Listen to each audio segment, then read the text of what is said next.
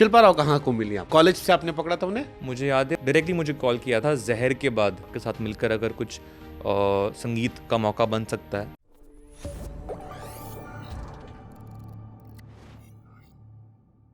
Longer run Shilpa Rao ऐसी थी जी अब उन्होंने 3-4 सालों से काफी कमर्शियल गाने गाए हैं जी। वरना उस साल में 2 गाने गाती थी और वो 2 गाने में ढूंढता था कि कब रिलीज हो रहा है। अगर कोई उनको ढूंढने जा रहा है अभी इससे बड़ी सफलता क्या हो सकती है कि कोई आपको ढूंढने जा रहा है। हाँ कि आपके गाने कब आ रहे हैं, हम इंतजार करते बिल्कुल थे। बिल्कुल। उनके मुझे सारे गाने नैन परिंदे से लेकर मन मर्जियां उस साल में 1-2 गाने मिलते थे मुझे। शिल्पा राव कहाँ को मिली आपको? कॉलेज से आपने पकड़ा था उन्हें? जी वो कॉलेज में थी उस टाइम पे, लेकिन मेरी मुलाकात उनसे हुई थी, मुझे याद है उनका मुझे फ़ोन आया था जहर के बाद और उन्होंने मुझसे डायरेक्टली मुझे कॉल किया था कि मैं गाती हूँ और मैं देखना चाह रही थी अगर आपसे मिलकर, आप एक युवा कंपोज़र है, आपके साथ मिलकर अगर कुछ संगीत का मौका बन सकता है। तो मैंने कहा बिल्कुल आप। लेसन फॉर द डे, काम मांगने में संकोच मत कीजिए, लोगों से मिलिए, बात कीजिए। काम मांग रहे हैं, हक की बात है। 100%। बहुत से लोग संकोच करते हैं कि हम आपको कैसे अप्रोच करें। शुभांकर जी जितने भी मैं कहूँगा मेरे सबसे इम्पैक्टफुल गाने जो रहे हैं वो सबसे पहले न्यूकमर्स के साथ रहे हैं। फर्स्ट टाइमर्स के साथ जो मैंने काम किया वो सबसे ज़्यादा प्रभाव उन गानों का पड़ा है मुझे। मोहम्मद इरफान जो है उन्होंने रैंडमली अपनी सीडी मेरे स्टूडियो पे ड्रॉप की थी और मैंने सुना उसको, उनको कॉल किया। बाय अरिजीत जब आए थे लंदन से वापस, हालांकि मैं पहले से उनको जानता था, लेकिन उन्होंने कुछ नए टेक्निक्स डेवलप किए थे वो जब म्यूज़िक प्रोडक्शन की ट्रेनिंग के लिए गए थे। मुझे याद है उन्होंने आके मुझे रोबंदू संगीत का एक बहुत खूबसूरत गाना सुनाया था पियानो बाकायदा बजाकर, और मैं सुन के बहुत प्रभावित हुआ था उससे। और मुझे उसी वक्त ख्याल आया था कि शायद मैं इसको जैसे दिल संभल जा ज़रा जो गाना है, इस किस्म के गाने के मैं इस किस्म की आवाज़ इस्तेमाल करना चाहूँगा। और वो बाई चांस था। मेरे एक सिंगर है जिन्होंने शमशेरा में मेरे लिए गया, उनका नाम अभिषेक नायलवाल है। उन्होंने मुझे मेल की थी अपनी आवाज़ और मुझे वो अच्छी लगी, मैंने उनको बुला लिया। तो मुझे लगता है कि ये जो वार्तालाप है, ये जो कनेक्ट है, अगर आपको लगता है कि आपके अंदर एक ऐसा असर है कि आप किसी के संगीत में कंट्रीब्यूट कर सकते हैं, तो उसका फल बहुत अच्छा निकल सकता है। तो शिल्पा ने आपको कॉलेज के टाइम पहले अप्रोच किया? नहीं, ये जहर के बाद है। जहर 2005 के आसपास? जी, उस टाइम के आसपास है। और मैं उनसे मिला, और जब मैं पहली मुलाकात में उनसे मिला, उन्होंने मुझे कुछ गज़ल सुनाया जो उनका फोटे है।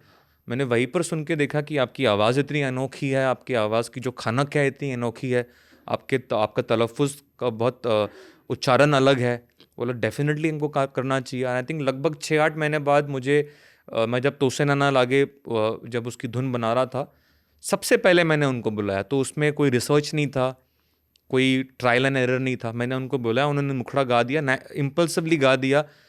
उसके बाद मैंने दोबारा रिकॉर्ड किया, लेकिन मैंने टेक्स पहले टाइम की सब रखे, क्योंकि वो जो पहला टेक आ गया था बड़ा सुंदर था और हम इतना सोचते नहीं थे। उनकी आवाज़ में कुछ अलग सी रूहानी खनक है या क्या है, खुशबू है कि वो आपको महसूस होती। मतलब उनके गाने में सुन लेता हूँ तो फिर वो गाने मुझे किसी और की आवाज़ में नहीं समझ में आते। जो शिल्पा ने गा दिया मुझे लगता है छोड़ दो। और मैंने शिल्पा मैम से कहा भी था, मैंने कहा आप थोड़ा-थोड़ा खर्च किया करो अपने आप को, आप बहुत बेशकीमती हो। थोड़े-थोड़े जो भी गाओ, क्योंकि आप जो गाते हो बहुत अलग एहसास करता है। मुझे लगता है वो, मैंने उनसे कहा, मैंने कहा बहुत सारे गाने मत गाओ, मैं आपको सुन के नहीं चाहता कि आप, मुझे आदत हो जाए आपकी। मैं चाहता हूँ कि मैं आपका इंतज़ार करूँ, वो इंतज़ार में जब आपको सुनता हूँ मैं, तो मैं आपको बहुत लंबा कैरी करता हूँ। तो उसे रहना आपने भी गाया कभी? नहीं परफॉर्म किया? नहीं। तो उसमें मेरे दूसरे सिंगर, मेल सिंगर, वो भी मैंने उनको फर्स्ट टाइम गवाया था। क्षितिज तारे नाम है उनका, क्लासिकल सिंगर। तो मैं यही कह रहा हूँ शुभांकर जी कि ये जो प्रेशर्स आते हैं कई बार सिस्टम की तरफ से कि आप इतने गाने तो आपको डालने चाहिए। आजकल लोग ये भी कहते हैं कि अगर आपका कोई चैनल है तो आपको इतने गाने तो डालने पड़ेंगे। मैं कहता हूँ ये अगर उस आर्टिस्ट की प्रवृत्ति वो है तो बिल्कुल करे, लेकिन अगर आर्टिस्ट की प्रवृत्ति वो नहीं है तो फिर वो क्यों करेगा? और आर्टिस्ट को इन चीज़ों को मानना ही नहीं चाहिए। आर्टिस्ट तो बना है विद्रोह करने के लिए। विद्रोह से मुझे याद आया एक रियलिटी शो चल रहा था जी मिथुन पहुंचे जी मंच पर, सलमान खान खड़े थे। जी। पैचअप हो गया आपका? पैचअप किस चीज़ के लिए? मैंने एक वीडियो देखा जो बहुत चर्चा है केंद्र बना, जिसकी खबरें साल दर साल आती रही। जी जब सुल्तान फिल्म आई थी उसमें गाना था जग घुमिया, और पता लगा कि अरिजीत ने पहले गाया था, बाद में शायद राहत साहब ने उसे रिप्लेस कर दिया, फिर अरिजीत ने एक अपॉलॉजी की। उसको लोग अभी भी जोड़ते हैं, लोगों की मेमोरीज में है कि उस रियलिटी शो में तुम ही हो में शायद आप लोग काफ़ी इंतजार करा दिया था, और फिर हंसी मजाक में थोड़ी थोड़ी बातें हो गई थी। जी। कईयों को डर लग रहा था कि यार मिथुन इतना बोल्ड कैसे है। मैंने कहा नहीं, उस बंदे में दम है, उसको अपने काम पर भरोसा है, I know he will do great in his life. और ये एज अ फैन हम जब वो वीडियो देख रहे थे। जी। सलमान खान से बातचीत है आपकी अभी? नहीं, पहले भी नहीं थी बातचीत, मतलब वही जो है जो स्टेज पे बातचीत हुई। उसको लेकर कभी किसी ने कहा आपसे कि आप लोग को बात करनी चाहिए?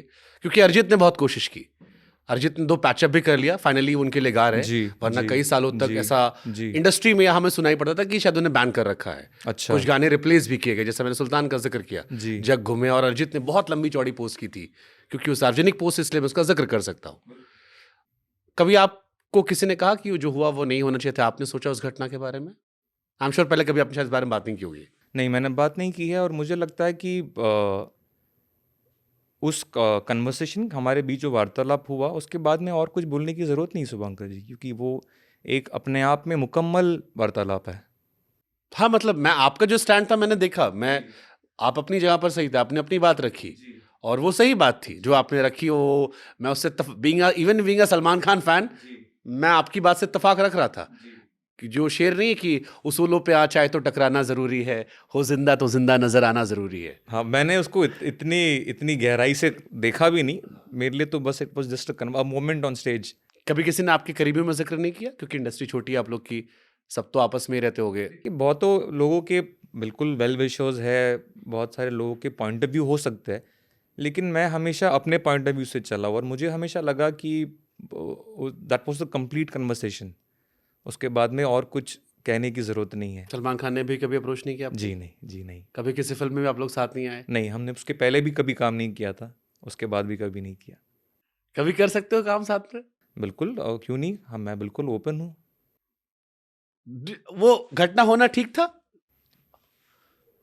जैसे मैं या आपसे टाला जा सकता था?